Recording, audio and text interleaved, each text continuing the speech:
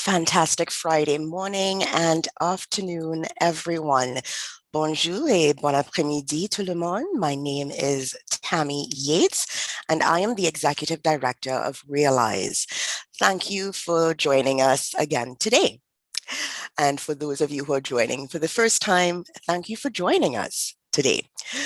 Before we officially get started on this, our final day of the virtual National Summit on Episodic Disabilities and Employment, I want to make sure, as we have for the other sessions, that everyone requiring translation and accessibility services for today's session is set up.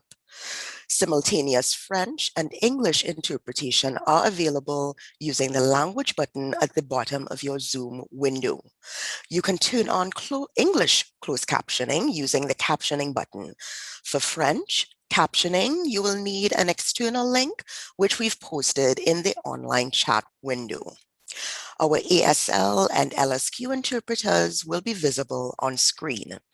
If you aren't able to see them, it could be because you are in full screen view.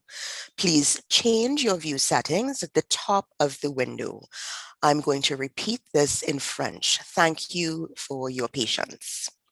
Avant de commencer, je veux m'assurer que tous ceux qui ont besoin de services d'interprétation pour le sommet d'aujourd'hui sont bien installés. L'interprétation simultanée du français et de l'anglais est disponible à l'aide du bouton Langue en bas de votre fenêtre Zoom.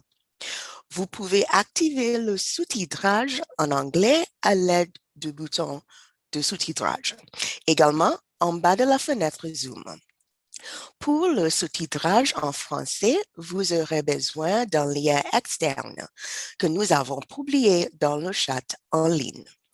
Nos interprètes ASL et LSQ seront visibles à l'écran. Si vous ne parvenez pas à les voir, cela peut être dû au fait que vous êtes en plein écran. Veuillez modifier vos paramètres d'affichage en grêle à l'aide du menu en haut de la fenêtre. Merci pour votre patience. And now, officially, welcome to day 3, the final day of the summit. It's hard to believe that we're here already. For those of you for whom today might be your first day joining us, my name is Tammy Yates. I'm the Executive Director of Realize. My pronouns are she and who.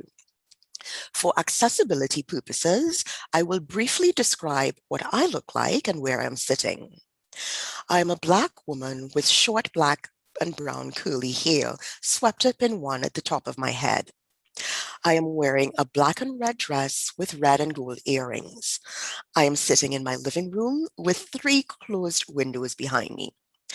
On behalf of all of us on the organizing committee, including Melissa Egan, Janet London, Carolyn Kovesi, David Stempowski, Roger Musselman, and with ample support from Jacob Matthew, it is my honor to welcome you to day 3 of the virtual National Summit on Episodic Disabilities and Employment, which is being made possible with support from Employment and Social Development Canada and the National Research Council of Canada. Like our sessions on Tuesday and Wednesday, today's proceedings are being recorded. The recordings will be available for viewing on the Realize YouTube channel by June the 1st, 2021. During today's session, any information or contact details that come up that we want to share with you will be posted in the Zoom chat. You can access the chat using the button at the bottom of your Zoom window. We have had over 300 people registering for the session, so we ask that you consider the audience if you wish to post a comment in the chat. Each participant that has attended a full session of the summit this week will receive a certificate of attendance for the day or days attended. The certificate of attendance will be mailed out to attendees from May the 12th this year.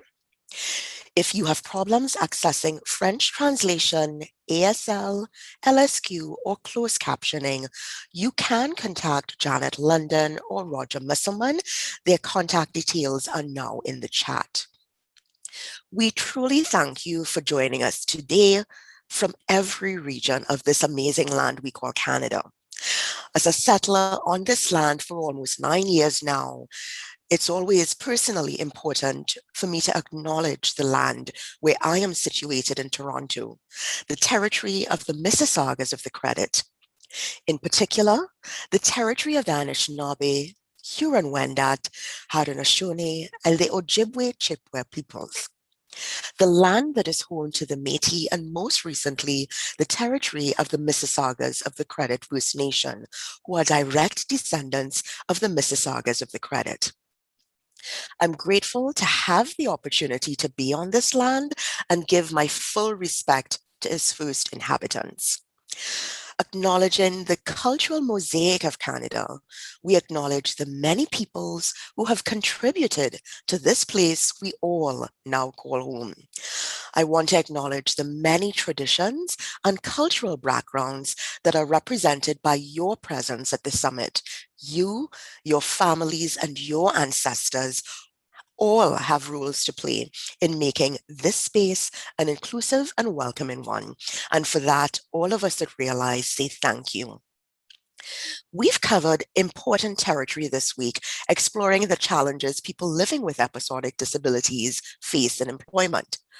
Our presenters have guided us through new research and have given us a glimpse of innovative programs and practices that are cause for encouragement. Still, we know that there are gaps in employment and disability policies and systemic and attitudinal barriers that continue to affect the health and livelihoods of people living with episodic disabilities when it comes to the workplace. The nature of episodic disability is still not as understood as we'd like, and the policy, practices, and programs that have the potential to improve working life for so many people are still a patchwork across the country. That's why Realize and our partners in the Episodic Disabilities Forum have identified the critical need for a national action plan on episodic disabilities. The second half of today's session will be dedicated to a facilitated group discussion to inform the plan's development. This past year has only amplified the need for movement around recognizing episodic disabilities. In a few moments, our first presenters for today are going to discuss the impact of COVID-19 on employment in Canada. We've called it a reality check. There's no question the pandemic has impacted most people's working lives and their efforts to find and retain employment. After all, I'm coming to you from my living room. Changes in ways of working, for example, added health risks, physical requirements, increased stress in the workplace, or the different needs of working from home have increased people's level of uncertainty and in some cases have led people to reevaluate the supports they need to do their jobs. This is particularly true for people living and working with existing episodic disabilities. On top of that, there are other important dimensions related to the pandemic and episodic disability. The increased uncertainty I mentioned has affected many people's mental wellness. A growing number of people in Canada and elsewhere are experiencing episodes of heightened anxiety and symptoms of post-traumatic stress that affect their capacity to carry out the duties of their job on a daily basis. These concerns have been documented in frontline service workers and in particular in many of the areas of work that have been deemed essential, including teachers and healthcare workers. The effects are likely to continue in a post-pandemic world. And then there are the direct health effects of COVID-19 infection itself. There is growing evidence around the world that for at least 10% of people who have been infected with the virus, the road to recovery is much longer than expected and may, in fact, lead to chronic illness, particularly for women and young adults. This has been described as long COVID. And for those who are living with it, there are a multitude of symptoms, many of them that are not respiratory in nature. Some people who are living with long COVID describe it as the corona coaster.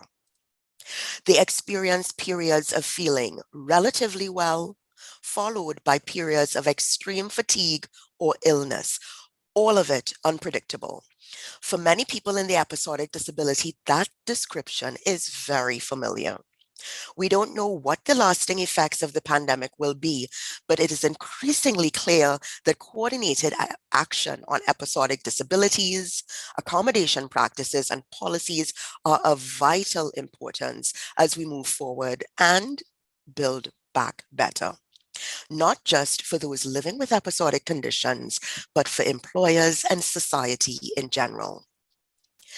If Canada is indeed to build back better, the episodic disabilities movement has to be a critical pillar of that effort. So this summit is the time, and this summit is the space for that call to action to be made.